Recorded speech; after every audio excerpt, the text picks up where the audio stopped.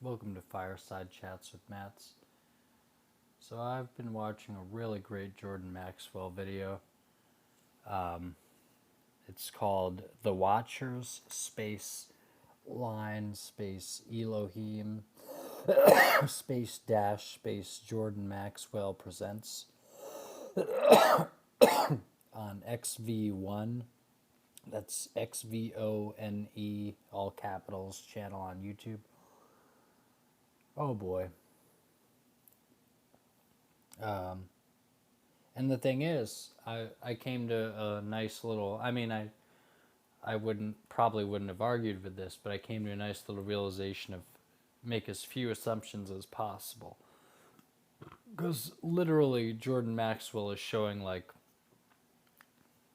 dive footage of underground, or rather underwater structures, like in the Atlantic Ocean. It's like, well, if that's if those are real photographs, then clearly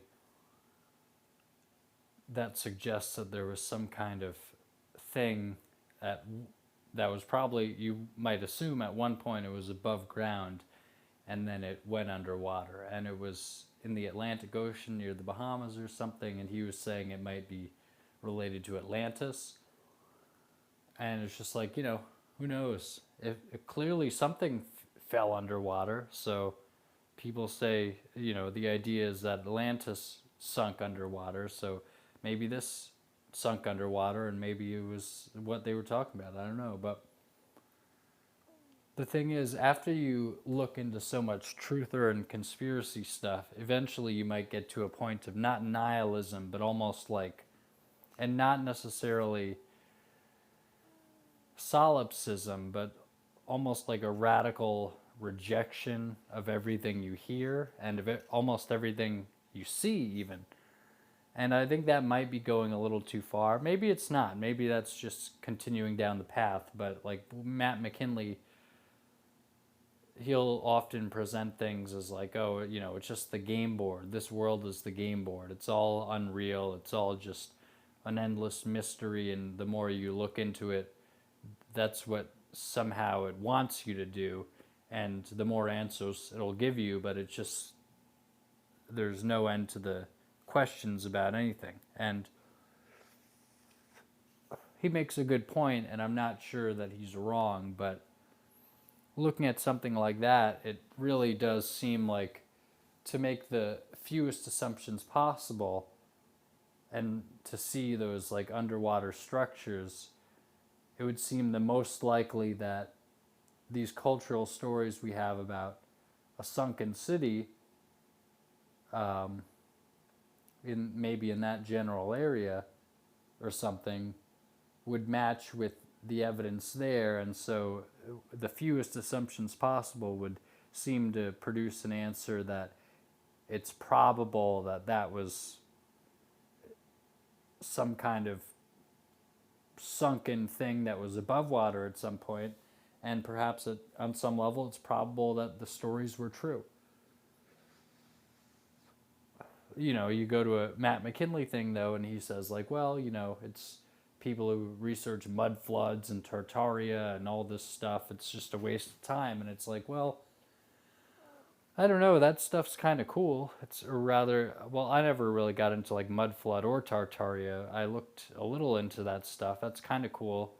Mud flood is cooler than it sounds. It's like, oh, mud flood. Who cares about mud and floods? But you know, look into it. It's cool. But just seeing some of that Jordan Maxwell stuff, and he talks about the Bible, and he's talking about like when the Bible said Cain killed Abel, and then God was banished Abel or banished Cain or something. Cain says, "Well, anyone who sees me is going to kill me," and it's like, well, who's going to see you if you were the only people thus far on the earth? Like, what is one of your maybe brothers or sisters that the Bible didn't seem to mention, like that the Bible didn't mention, not that they didn't exist, but another child of Adam and Eve, like is that person going to kill you, or is it that there were actually people on the earth or different kinds of humanoids and you were like the altered version that the Elohim, the plural God that said, create this being in our image, not my image, like plural our image. Maybe we are descended from like some kind of Adam and Eve situation. Who knows, maybe metaphorically, and it was a more large scale process, but like an alteration of like the Neanderthals or of other beings that were similar to us but not. And and the thing is, interestingly, I mean, of course, he's going through the Bible, so if this is the paradigm, then it would support this. But it's interesting because he does say, like, the flood, and in talking about Atlantis and stuff, but he having sort of talked about it around this, but like, the flood, it wouldn't have come from any kind of like rain. Like that would be like rain. He's like, just ask anyone, ask any expert, like a rain or anyone who knows about whatever meteorology or whatever. Rain is not gonna. It is not gonna cover the earth like that in that much capacity. But in the Bible, it said like the waters of the deep rose up, and so Jordan Maxwell is like, he said like it's referring to some waters of the deep. But the thing is, I would add to that, and I don't know if he would agree with this or not, but I would add that there was particularly a Bible that had a map of like the old Hebrew conception of the cosmology or whatever that I was looking at, and it in jail, I think, and it was it was clearly like a flat Earth thing where it was like there's the firmament, and there are the waters above the firmament, and then there are the waters underneath the earth, and then there's like Sheol, sort of low down in the earth structure, the non-water structure, and then there's the earth, and it's the earth under the dome, and so the waters that perhaps caused, or I think actually Maxwell was saying that the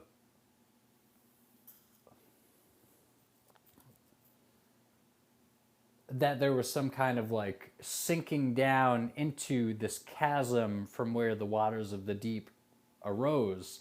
And it's like, yeah, well, maybe that chasm was leading down to like the deeps. That would be the same, essentially the same body of water that is above the firmament, according to their cosmology.